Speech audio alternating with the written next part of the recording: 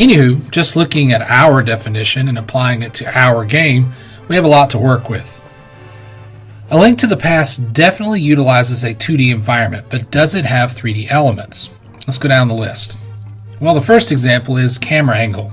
While the movement is 2D, the camera does not give a real 2D perspective. It's not isometric either, like Landstalker on the Genesis. So what is it? Fortunately, I do have some experience thanks to teaching engineering, and the best moniker I would give for this perspective would be top-down oblique. That is not a proportional view, like isometric, but it is a way to render a 3D object in 2 dimensions. So A Link to the Past gets a check for this criteria. Now, being top-down probably would imply no parallax, but actually, you'd be wrong. Any trip through the Lost Woods and you can see one of the SNES's many graphics modes. No, not Mode 7, although that is used for the map. It's pretty technical, but the SNES can modify color and shade, and by doing this in certain areas, the game gives off a 3D effect in the foreground rather than the background.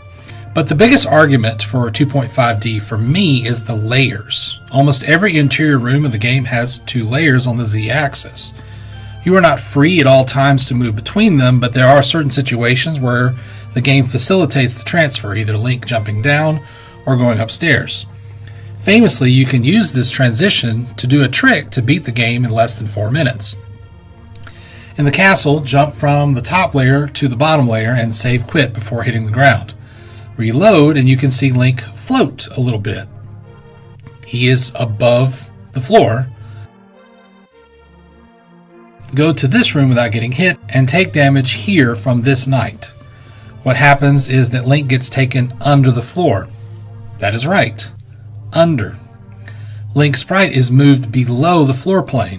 Because we are below the floor, we can go through walls. And because A Link to the Past's interior rooms are all connected into one big map, we can simply walk to the Triforce, which by the way is rendered with 3D polygons.